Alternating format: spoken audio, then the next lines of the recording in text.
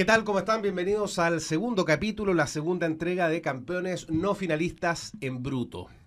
Hemos recordado estos 10 años del título de Chile en la Copa América, un momento único, un momento de alegría, de felicidad, que es ejecutado por los protagonistas, naturalmente. Siempre hemos marcado pilares, siempre hemos marcado, más allá del tronco, que significa ser campeón y la selección chilena, algunas ramas, los jugadores, los dirigentes, el cuerpo técnico, pero también, Caro, Fran, hay un área que es fundamental, que es el área, si ustedes me permiten decirlo, administrativa, o aquellos funcionarios que no entran a la cancha, que no se visten de la selección en el partido, pero su rol es trascendente. Y hoy día vamos a hablar de algo que además, bueno, nos apasiona, la prensa, ¿no? Las comunicaciones. Un motor en la vida, ¿eh? Las comunicaciones, sépanlo. Toda buena selección, todo buen equipo, toda buena organización debe tener una buena comunicación, y la gerencia de prensa, quienes están encargados de vincular a una selección de fútbol, en este caso, con los medios de comunicación, con la opinión pública, cumple un rol fundamental. En el caso de Chile, 2015, una persona, una mujer ligada al fútbol, además por apellido, tenía ese rol. Sí, pues estamos hablando de María José Vasconcelos, era la jefa de prensa de la selección chilena, hija de Severino Vasconcelos, de un ícono, un jugador brasileño que pasó por Colo-Colo en los años 70 y que todavía sigue siendo, de hecho, muy, muy recordado por los hinchas. Y María José, bueno, criándose en este ambiente, termina ejerciendo este rol de jefatura de prensa en un momento de la selección muy intenso, donde no solamente hubo episodios puntuales donde ella tuvo que participar y tomar decisiones bien pesadas en el momento de la Copa América, sino también venía de arrastre la participación de Chile en las Copa Américas anteriores y el conocimiento desde relativamente pequeño de este grupo de jugadores que finalmente se transforma en un grupo humano que hay que gestionar.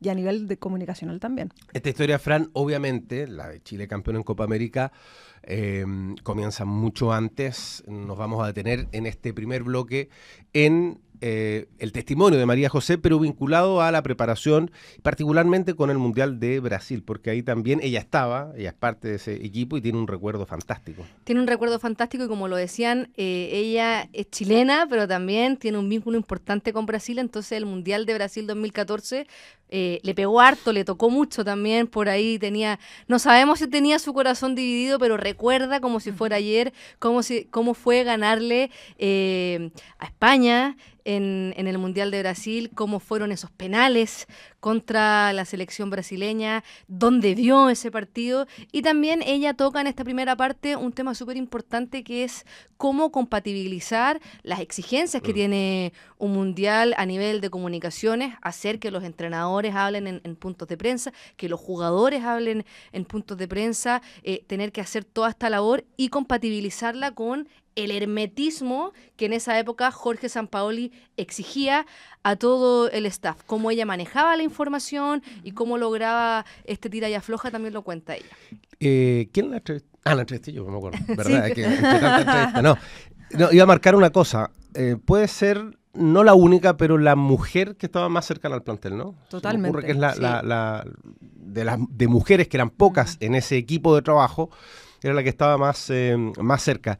La verdad es que entrevistarla fue de verdad un gusto, porque lo hemos marcado siempre. Son personas que recuerdan lo que el futbolista, lo que el técnico, lo que el preparador físico no siempre recuerda. Ella vive otras cosas. Si yo le pregunto a Alexis cómo tiró el penal, María José obviamente no me va a decir lo mismo, pero si yo le pregunto a un futbolista qué pasaba en ese minuto en el entorno, qué opinaba, qué decía, qué gritaba al entrenador, los futbolistas no lo ven, y ella sí, porque estaba ahí. Más allá de la cancha, fuera de ella también, acá tenemos la primera entrega con María José Vasconcelos, quien era jefa de prensa de la selección chilena el año 2015, esto es Campeones no finalistas en bruto. Hola, mi nombre es María José Vasconcelos y fui jefa de prensa de la selección chilena para la Copa América del 2015. Nosotros el 2014 fuimos al Mundial de Brasil, 2014 fuimos al Mundial de Brasil, y luego las copas vinieron súper seguidas, 2015, al año después 2016, después el 2017 Rusia, que igual fue súper importante porque llegamos a la final de la Copa Confederaciones, entonces fue todo súper rápido. Pero sí, yo siento que el Mundial de Brasil, el partido con Brasil, cuando quedamos eliminados, fue como que hizo el clic para todo lo que vino después. Toda la gente, los mismos de la Federación de Colombia, a mí el jefe de prensa de Colombia, yo estaba preparando la conferencia, me decía, oye, felicitaciones, me decía el equipo. Y nos pasó en varios partidos, me acuerdo del partido con Alemania, que jugamos también, que también lo perdimos, pero jugamos muy bien. Excelente. Entonces, el técnico de Alemania fue al camarín de Chile a felicitar a Sampaoli. Y nos pasaban muchos partidos amistosos, que Chile no solamente jugaba bien en los partidos que eran oficiales, sino también en los amistosos. Se preparaban muy bien los partidos, el equipo completo, desde el staff de Sampaoli, todos los que aportábamos, que estábamos alrededor de la selección, aportamos con un granito de arena, y yo creo que era muy profesional todo el trabajo que hacíamos. Entonces lo que hizo Felipe con Jorge Decio, ellos viajaban a ver todo, las canchas, no solamente el campo base en este caso que tuvimos, sino que las canchas y los hoteles donde nos tocaba jugar, que es por sorteo. Nos toca el sorteo, nosotros nos tocó viajar al sorteo también. Sí, que fue maravilloso, porque más encima nos tocó un grupo, entonces todo el mundo entrevistaba a Sampaoli, y había como una cuestión súper larga donde todos los canales, entonces no solamente entrevistaban, tenían prioridad obviamente los canales de Chile, los rivales, pero además después todo el mundo quería entrevistar, porque nos tocaba jugar con España acá. Sí. Era el último campeón, entonces era como todo el mundo. Entonces, terminamos súper tarde, fue una experiencia súper buena, como sorteo en un resort. Sí, fue bien entretenido para todos, y obviamente ahí se veía todo lo que eran las canchas, los hoteles, porque ya están como asignados de acuerdo a si eres equipo A o equipo B. Y claro, pero había todo un trabajo y se buscaban las canchas que estuvieran buenas, que hubiese reserva, que la cantidad de habitaciones, el tema de la cocina, la alimentación. Entonces entrenaban doble jornada, muchas veces se estudiaba mucho al rival también, se estudia mucho al rival, pero tenía un staff técnico bastante grande y con gente muy profesional, entonces se preparaban muy bien los partidos y se preparaba todo, no se dejaba nada como al azar, desde la alimentación, la logística de los buses, todo lo que era, por ejemplo, porque había mucha familia de los jugadores en Brasil, las visitas también. ¿Cómo la recuerdas? A ver, en el minuto fue súper triste el sentimiento de eso, pero después yo creo que fue de saber que teníamos otra oportunidad. Yo creo que el fútbol tiene eso, te da esas oportunidades. Y cerca, no es lejana, es cercana. Entonces yo creo que eso lo teníamos como súper bien asimilado, y los jugadores también.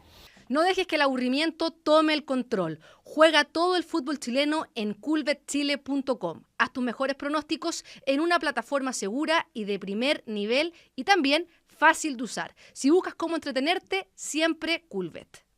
Hace 10 años lo dimos todo por Chile, ahora lo damos todo por Culbet. Por eso, todo momento es bueno para pasarla bien en culbetchile.com de una manera simple, rápida y confiable. Juega tranquilo y vive cada partido con emoción. Si buscas cómo entretenerte, siempre Culbet. ¿Qué se teje en una oficina de una federación de fútbol ligado a una selección, a un gran evento? Bueno, tratamos de ir descubriéndolo junto a María José Vasconcelos. Lo que corresponde a continuación hablar, ya Chile juega el Mundial, queda eliminado, se sabe.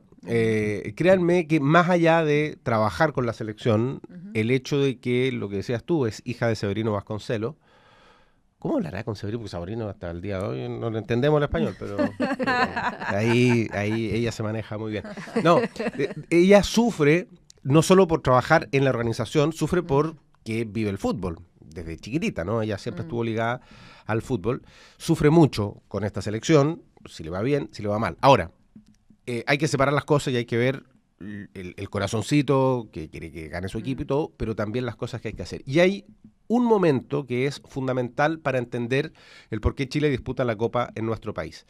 Lo vamos a explicar, Caro, pero ocurre una anécdota con esta petición de la Federación Nacional, que tenía que tener la venia de Brasil, que era el asignado para la Copa del 2015, y dada la facilidad que ella tenía con el idioma, se le encarga una misión para tratar de confirmar algo, ponerle el timbre que venía desde hace bastante tiempo, la gestión de Chile por ser sede del 2015. Exactamente, y acá se cruzan claramente historias paralelas que para quienes escucharon el podcast pueden entender muy bien esta parte, pero efectivamente su condición doble de entender muy bien el portugués, de poder redactar en portugués, de poder hacer esa traducción, la implica, la vincula en una situación bien inesperada con un documento que termina poniéndole como la guinda de la torta a una gestión. ¿Puedo contextualizar una cosa? Uh-huh. Para los más chiquititos. La Copa América, el sudamericano, como se llamaba, parte del año... Ahí me voy a poner JM para mis cosas. Muy bien. 1916. Y tiene distintos formatos. En el que lo conocemos, a fines de los 80 se produce un cambio relevante, que es para entender y poder explicar lo que viene. Uh-huh. Te diría que, por ejemplo, la Copa del 79, que Chile es subcampeón, tiene grupos. La Copa, partidos de ida y vuelta. El 83 también hay equipos que son campeones jugando 4 partidos, qué sé yo. Y el año 87, cuando se disputa en Argentina, la Conmebol dice, ¿saben qué? Vamos a hacer una cosa, vamos a asignarle la Copa a cada país por rotación. Y tratan de hacer un en orden alfabético que después sacamos la cuenta y falló en el camino. Sí. ¿Hubo ahí alguna...? Se les confundió la abecedario. Se les confundió 87, Argentina. A. El 89, Brasil. Era cada 2 años. B. Después tú dices el 91, bien. Le correspondería a Bolivia. Bueno, se saltan a Chile. Da igual. Chile el 91, el 93 Ecuador, 95 Uruguay, 97 Bolivia, 99 Paraguay. Se saltaron a Colombia también. Colombia acá el 2001. Después ya hay 3 años de distancia, van a Perú el 2004, el 2007 en Venezuela. Uh-huh. Y ahí marco porque se cumplen la vuelta completa de los 10 países. El 2011 va a Argentina. Si vamos 87 Argentina, el que venía después era Brasil. 2011 Argentina, 2015 Brasil. Y aquí viene el cambio que explicabas tú. Sí, efectivamente, pero ahí también hay una coyuntura particular con otros eventos deportivos de gran magnitud a nivel mundial, como unos Juegos Olímpicos, que también los recibía Brasil en este caso, en 2016. Y el Mundial. El Mundial, exactamente, el 2014. Entonces tenían 3 eventos en años consecutivos que eran de gran impacto para la economía, etcétera. Acá vinculamos otras materias. Uh-huh. Entonces, dada la situación de Brasil en particular, siendo anfitrión de estos 3 eventos, y que Chile tenía mucho interés en organizar esta Copa por esta generación que era muy buena y que prometía harto en materia futbolística, justo para ese periodo, fue que se empezó a tejer esta idea que no solamente viene de la directiva compuesta por Sergio Jadue y compañía, sino que antecedía, digamos, por la de Harold Mayne Nichols, de empezar a gestionar la posibilidad de cambiar la sede. Con apoyo de Michelle Bachelet en su primer gobierno. Exactamente, claro, porque ahí tenemos Michelle Bachelet, luego Piñera, Bachelet. Entonces, es todo un tema finalmente con el Estado de Chile, no solamente con un gobierno en particular, donde se empieza a tejer por debajo y hablar a nivel dirigencial con Conmebol, con algunas autoridades, cosa de lograr revertir esto y que Chile finalmente sea la sede de Ahora, lo que es real, Fran, es que a María José se le pide que rápidamente elabore un documento, que es rápido y literal, es contra el tiempo, para enviarlo a los dirigentes, en este caso iba a ir en portugués. Claro, María José Vasconcelos cuenta esta anécdota de manera muy entretenida porque hay que imaginarse como el contexto. En esa época, en ese momento, Sergio Jadue estaba en Brasil y ella estaba en Chile haciendo sus labores de encargada de prensa de la selección y la llaman por teléfono y le dicen, necesitamos urgente que traduzcas este documento del español al portugués y luego otro documento del portugués al español. Y obviamente cuando te dicen el presidente de la federación quiere esto, ella hace lo mejor posible y le pasa lo que le pasa a muchas personas que manejan un idioma por herencia más que sin tener la formación académica, y es yo hablo este idioma. Y los tecnicismos, además. Y los tecnicismos. Yo hablo este idioma, pero no estoy tan segura si lo escribo bien, porque yo hablo con mi familia, hablo con mi papá, pero no escribo documentos en portugués, entonces da cuenta cuenta toda esta anécdota y lo que significó, y finalmente cómo su trabajo para ella, cómo ella siente que impactó finalmente en esto. Sí, ella nos dijo que aportaba con ese granito de arena, yo creo que fue más que un grano de arena, pero esa es la gestión que hace, que es un hecho real, cuando se le pide redactar una carta para tratar de asegurar esa copa que venía gestionada de antes, pero que se timbra en aquel entonces. Y además vamos a escuchar a María José hablando de el rol fundamental en la concentración. O sea, no es llegar y concentrar a un grupo de futbolistas. ¿Dónde hacerlo? ¿Cómo hacerlo? Que no se acerque el vecino, que sí se acerque el familiar, soportar la queja del que está al lado, que le pusieron una malla, en fin. De todo eso hablamos junto a María Vasconcelos, aquí en Campeones No Finalistas en Bruto. Me llamaron, nosotros veníamos llegando de un viaje y me llaman y me dice, José, tienes que traducir, me llama la secretaria de la Lili, me dice, José, hay un documento que hay que traducir urgente. Y yo, ¿ya? ¿Pero yo? ¿Por qué así como? Sí, ¿por qué sí, yo? porque yo. Sí, ya, y llegué, lo tuve que traducir al tiro y lo mandé. ¿De qué? ¿De portugués a Sí. español? Sí, y de español a portugués también. Ya. De español a portugués. ¿De español a portugués? Sí, era de español a portugués. ¿Qué Porque era eso qué es? que se mandaba para como la postulación de Chile a esta copa. ¿Tú manejáis bien el portugués? Sí, por mi papá. Por sí. tu papá, Severino. Sí. ¿Qué decía ese documento? ¿De qué trataba? Mira, me acuerdo muy poco, pero era la solicitud de Chile y el interés de Chile de organizar la Copa América, el 2015. Esto estamos hablando antes del Mundial de Brasil. Antes, esto fue antes. Lo revisé 1000 veces porque dije, me equivoco en algo y aquí me van a matar. No me demoré tanto porque, a ver, a mí, yo sé hablar mucho, pero escribir es lo que más me cuesta porque no estoy acostumbrada. Entonces, ahí lo revisé como bien, dije ya algunas palabras que tenía que ver, porque no todo se traduce a literal. Y hay palabras que van al revés, entonces... pero lo traduje y al parecer estaba muy bien, estaba bien supongo, y después, claro. ¿Por qué te felicitaron? No, si me pidieron, me lo agradecieron en su minuto y después después uno se entera que eran todas como la previa de esta postulación. A ver, ser local tiene dos cosas, tiene una importancia y una presión, o más que presión, una responsabilidad, porque la gente espera más. Y estás con tu gente, entonces era súper importante también, una responsabilidad hacer la Copa América, por organización, por cómo venía Chile jugando, era súper importante, era una responsabilidad, yo creo que lo tomaron así, y lo tomamos todos así. Nosotros, claro, para la previa fue el monasterio, y fue todo porque se cerró la calle, yo me acuerdo que alegaban los vecinos, reclamaban, pero sí, fue buscar un lugar donde pudiéramos hacer la previa de la Copa América, de los entrenamientos, de la cantidad, porque San Paoli no citó al tiro a los 23, sino que citó una lista más grande de jugadores, y ahí íbamos, que también es difícil sacando jugadores. Entonces se buscaba un lugar tranquilo, que tuviese las comodidades que necesitaban, que también tuviese el tema de la recreación, porque estaban concentrados todo el rato, no era ir y volver a Santiago, era quedarse allá y después ya trasladarnos a Pinto Durán.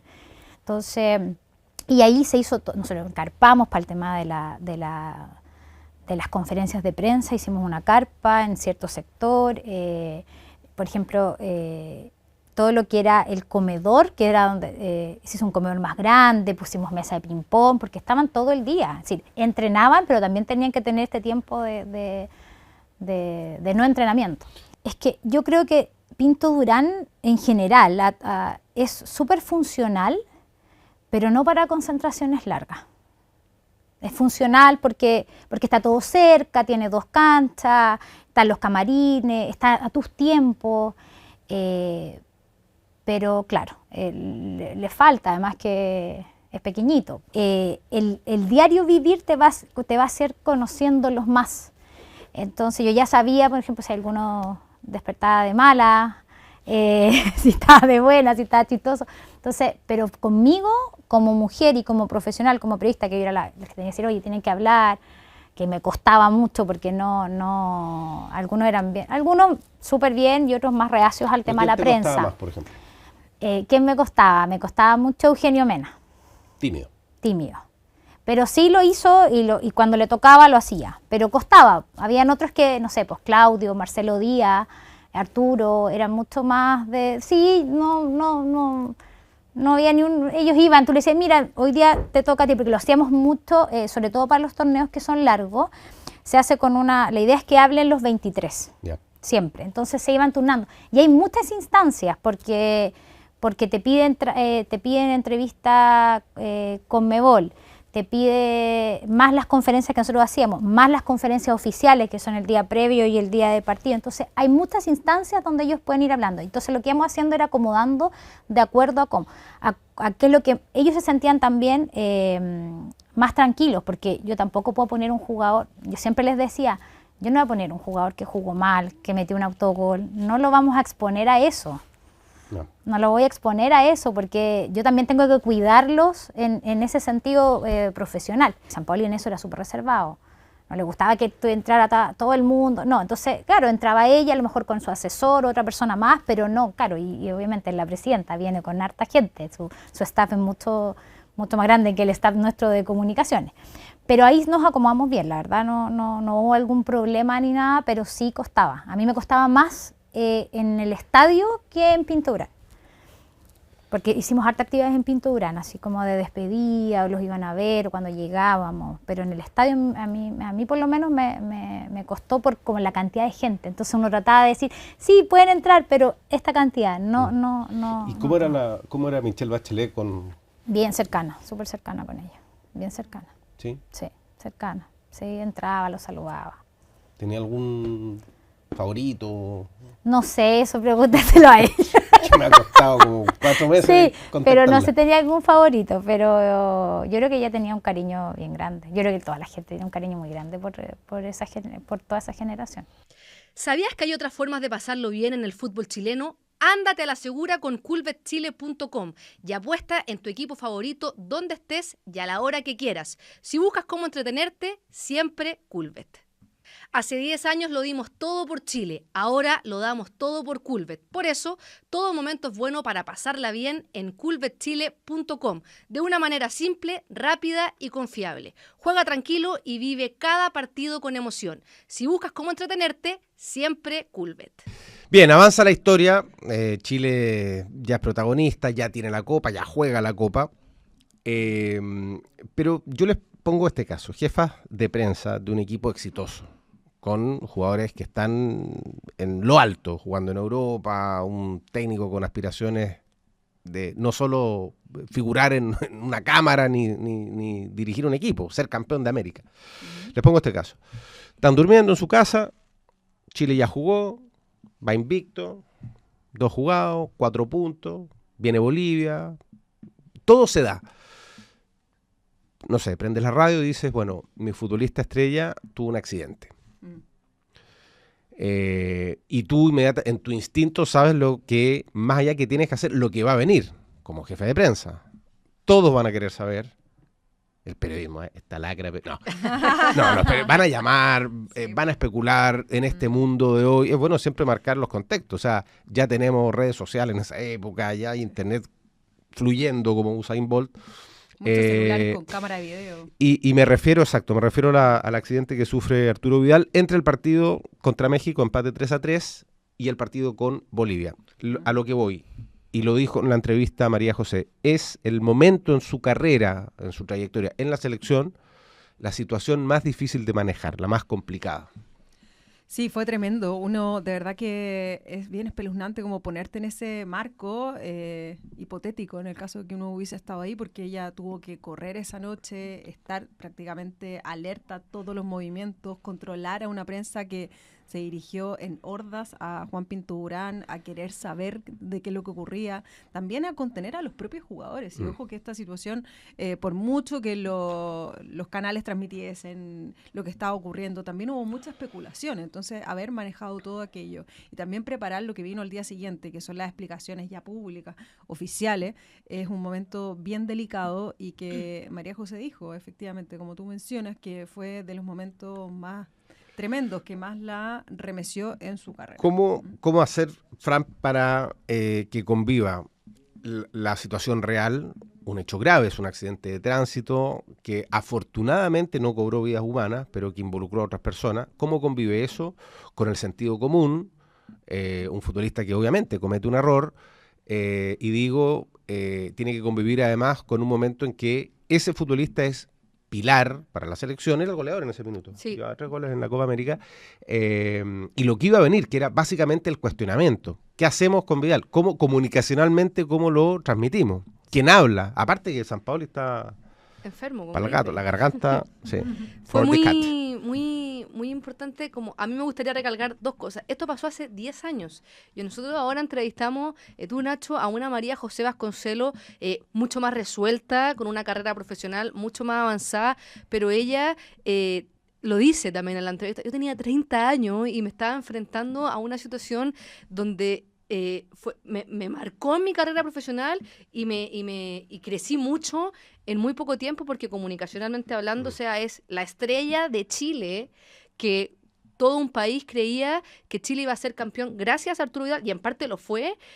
Cómo se maneja eso comunicacionalmente, pero también ella nos entrega detalles muy reveladores sobre cómo se vivieron esas horas al interior de Juan Pinto Durán, cómo se fueron enterando los jugadores de este accidente, qué pensaban los jugadores. En algún minuto cuenta, la prensa empezó a decir que había más futbolistas, los otros futbolistas empezaron a decir, no es verdad, yo no estaba, llama a tal periodista para decirle que no es así. Cómo ella también empieza a manejar la ansiedad dentro del camarín y estar cubriendo 2 frentes súper complejos y súper distintos, es parte de lo que ella cuenta, y que también para efectos del podcast y de la entrevista es muy entretenido conocer lo que pasó, a pesar de que fue un accidente grave y, como decías tú, no hubo víctimas fatales. Con otro punto, hablamos de que esto ocurre una noche, obviamente al otro día iba a haber una declaración. Esto involucra además a entes que no tenían que ver necesariamente con la selección, sí, al gobierno particularmente, la opinión pública,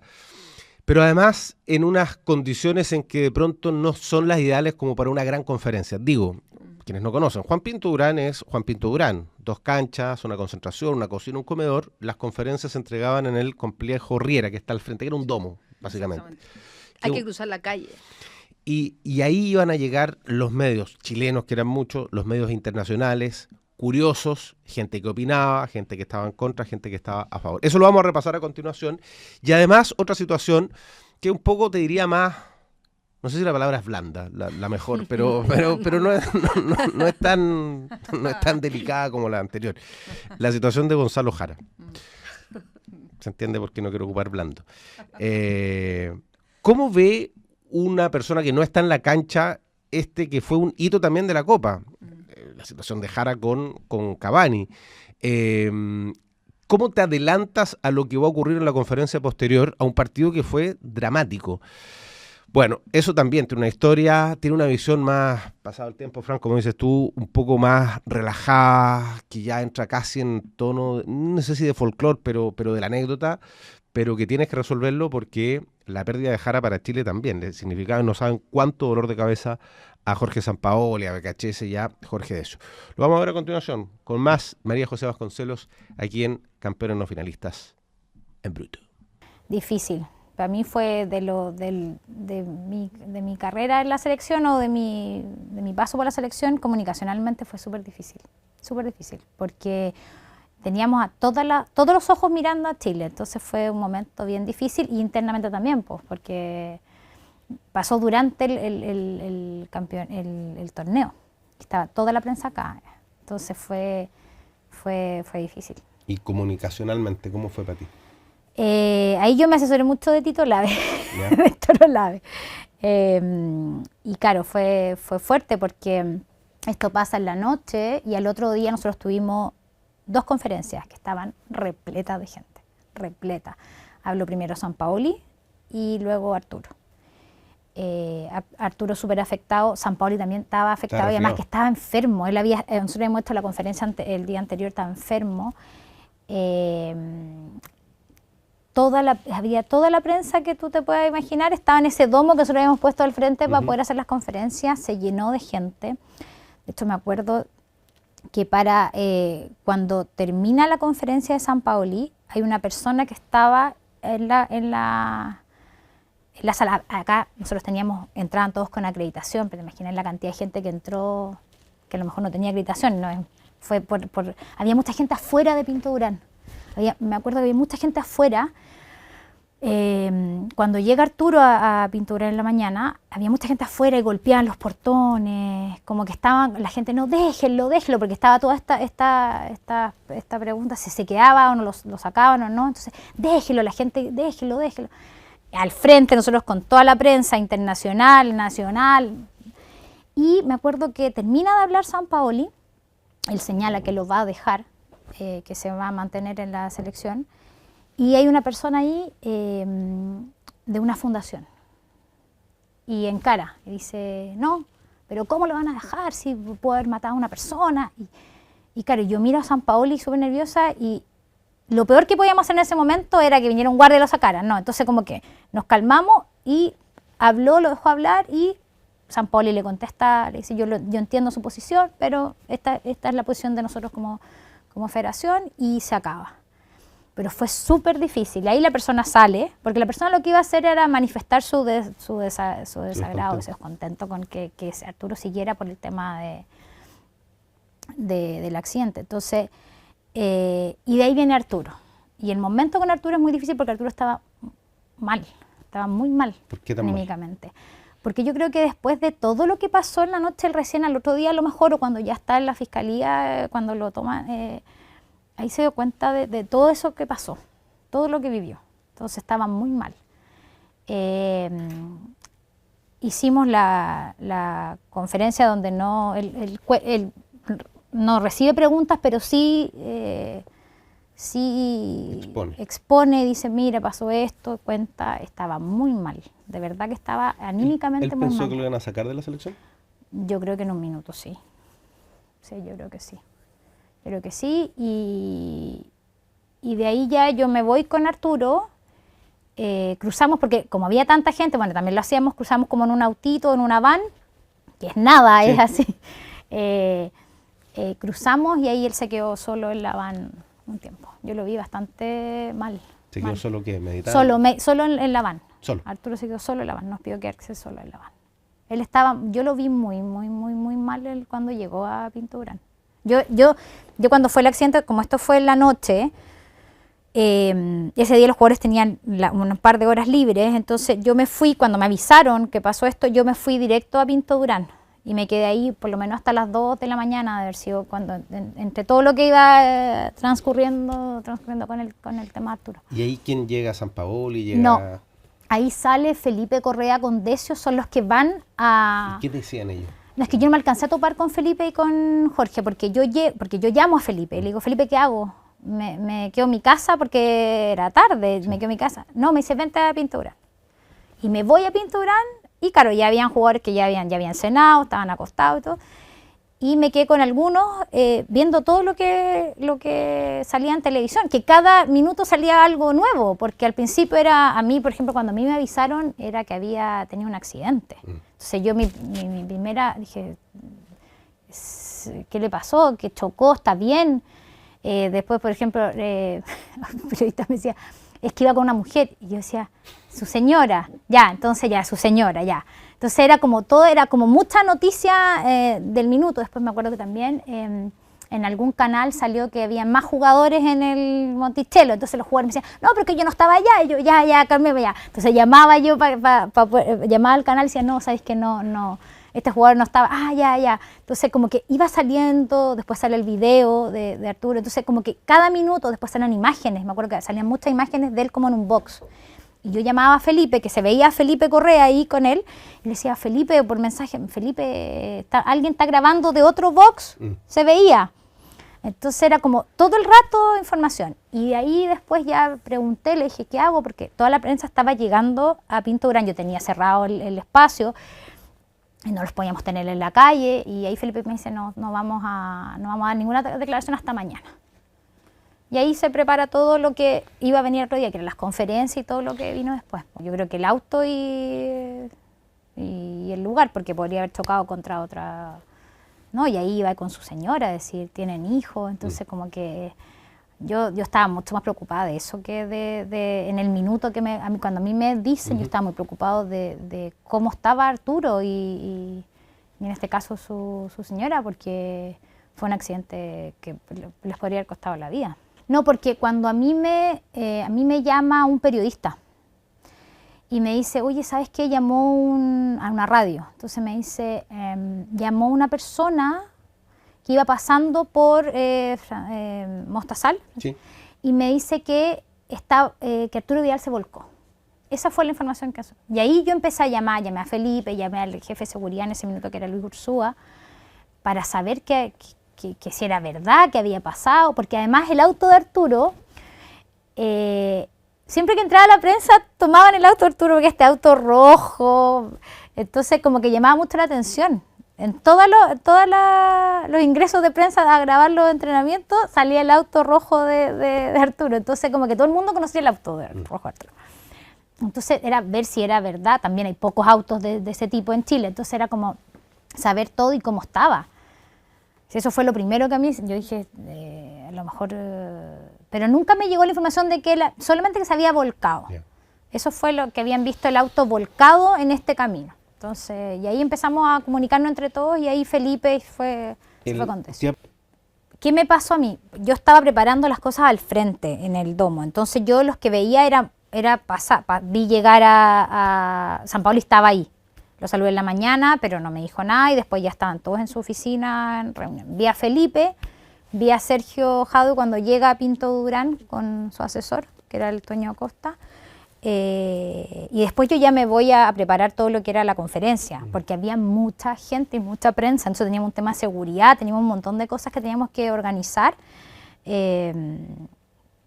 y el orden de cómo iban a ir, el tema de las preguntas, pues nosotros teníamos, pero había mucha gente, el domo se nos hizo muy pequeño para la cantidad de gente que teníamos adentro. De ese partido, a ver, el gol de Isla lo gritamos, pero así ya todos, me acuerdo también la pelea que hubo después cuando termina el partido, que fue, porque yo me meto a buscar a los jugadores para poder hacer las entrevistas, y los jugadores de Uruguay estaban, pero así indignados, se iban a pelear con los jugadores nuestros, es decir, no era que no. Y veía hasta al técnico de ellos también muy molesto, muy ofuscado, y lo de Jara fue muy chistoso porque yo no lo supe hasta la conferencia de prensa con Sampaoli. Entonces me dicen, oye José, yo decía, ¿qué cosa? No es que yo decía, no, sí, yo ya, y le dije a Sampaoli así como, nos puede preguntar, y Sampaoli como que tampoco cachaba nada porque las conferencias son súper rápidas. Yo termino con el jugador en la cancha y de ahí voy y le tocaba me tocaba la conferencia. Entonces era como toda la información muy rápida. Pero esa información yo la tuve al llegar a la conferencia. ¿Pero tú el episodio del dedo a Cavani no lo viste? No, yo no lo vi. Como que nadie se detuvo a decir, a ver, mira, no. Entonces yo llevé a Sampaoli y Sampaoli tampoco entendía mucho, sí, dijo, pero no, como que no... En la misma conferencia, me acuerdo la respuesta de él, como que tampoco entendía mucho. Y después, claro, ya habíamos los videos, todo. Estaban bien, estaban contentos. Ya queda ya lo último, pues. Nos quedan los últimos para poder cumplir esa promesa o esa ilusión que teníamos todos, pues. ¿Con Perú cómo es el partido? La semi. Sí, con Perú, bueno, como son los partidos de Perú, que mediáticamente la prensa peruana calienta mucho el partido, mucho. Mira, yo tengo más recuerdos del partido de Uruguay que el de Perú, como partido en sí. Yo creo que no por el rival, sino que yo creo que por la situación y por todo lo que se vivió en esos partidos. El partido de Perú fue súper importante para pasar, pero era ya lo último. Y el de Uruguay yo creo que lo recuerdo con más cosas, más que tuvo más detalles de otras cosas. Pero, más enjundia. Sí. Y de ahí ya pasamos al de Argentina. Poli también, su staff y los jugadores también sabiendo que jugamos de local, que teníamos más responsabilidad. Se preparó súper bien ese partido.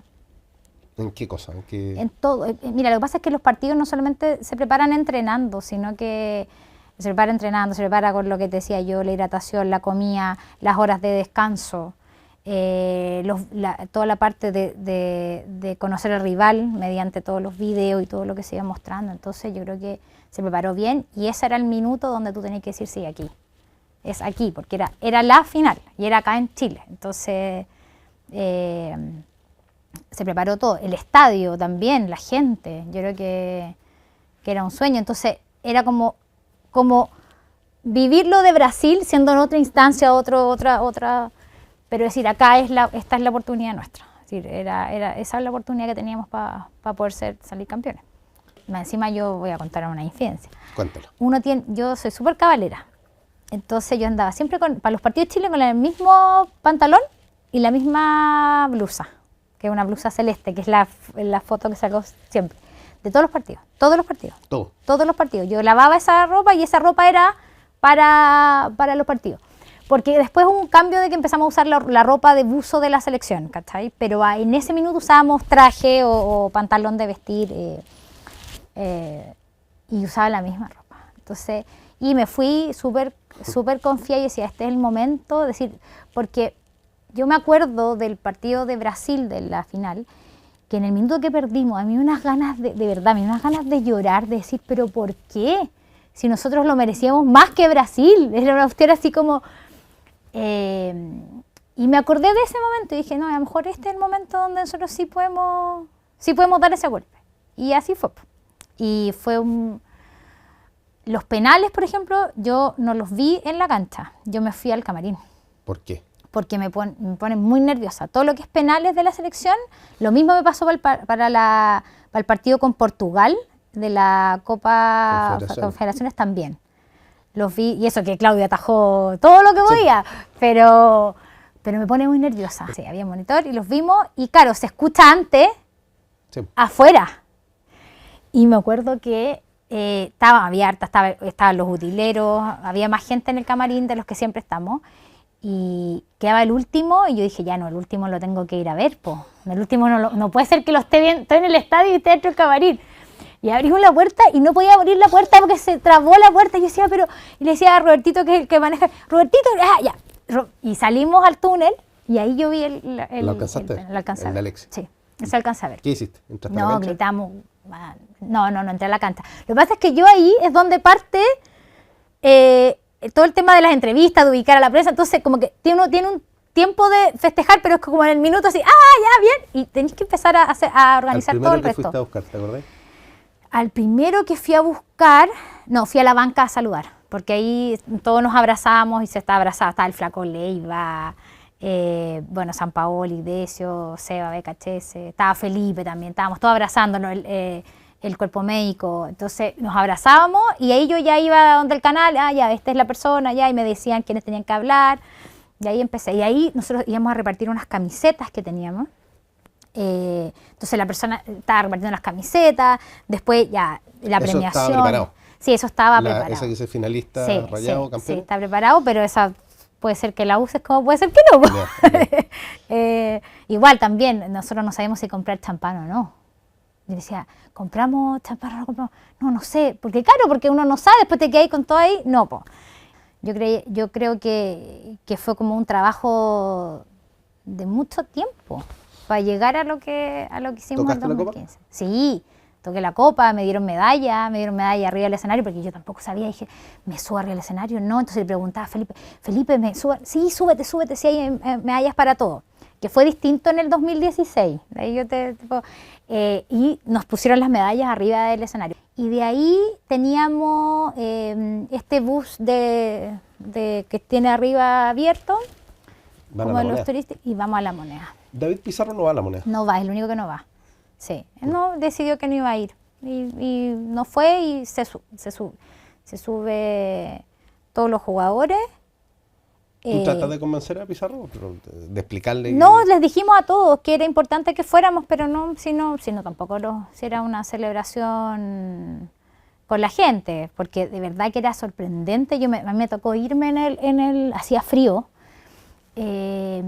Es sorprendente desde el Nacional hasta la Moneda, la cantidad de gente con los niños, salían a las calles, aplaudían, los jugadores, todos muy felices, pero ese camino, ese trayecto desde el Nacional a la Moneda fue muy bonito, muy, muy, muy lindo. Claudio Bravo, gran arquero, gran persona, gran profesional. Mauricio Isla, gran jugador y también muy buen profesional y persona. Yo creo que en eso Gary, uno de los más regulares, creo yo, la selección súper regular, profesional, pitbull como le decían ahí, también muy humano, muy, muy buena persona y que fue cambiando, madurando y cambiando para mejor con el tiempo. Yo creo que de los jugadores es uno de los que ha ido creciendo y convirtiéndose en el gran jugador que es ahora. Marcelo Díaz, el que más me ayudó en todo lo que era comunicación, era también gran jugador, gran persona y comunicacionalmente a mí es uno de los jugadores que más me ayudó. Charles, el príncipe, más reservado, uno de los más reservados, pero también buen jugador, profesional, el niño también. Creo que es el que disfrutó más con Arturo de la obtención hacia afuera y también buena persona, buen profesional, buen jugador. Esas conversaciones que de repente teníamos de café con Claudio, con Isla, con él, sí. Eduardo más reservado, pero también un crack, un goleador totalmente. Arturo es un crack. Arturo también, como jugador y como persona.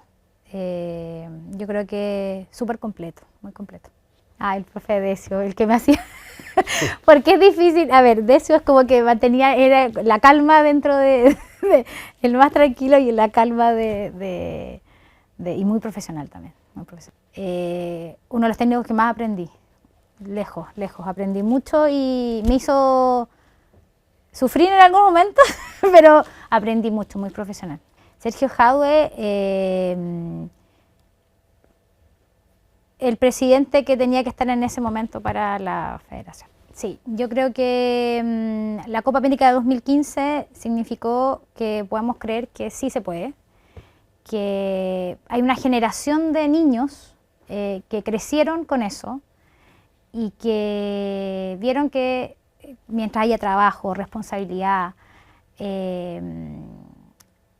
y cariño y todo eso, sí se puede lograr algo. Y me voy a lo de Brasil, que creo que fue ese punto de inflexión para el 2015-2016, pero creo que todo el staff que trabajó, toda esa gente hizo que pudiéramos lograr este sueño de salir campeones de América. Bien, una vida ligada al fútbol. María José Vasconcelos hoy ya no está en la gerencia de comunicaciones de la selección, pero sigue ligada, nos dijo que no lo dijera, no al fútbol a nivel de productora. Siempre está ahí pendiente y naturalmente llevar ese apellido es algo que te liga al fútbol.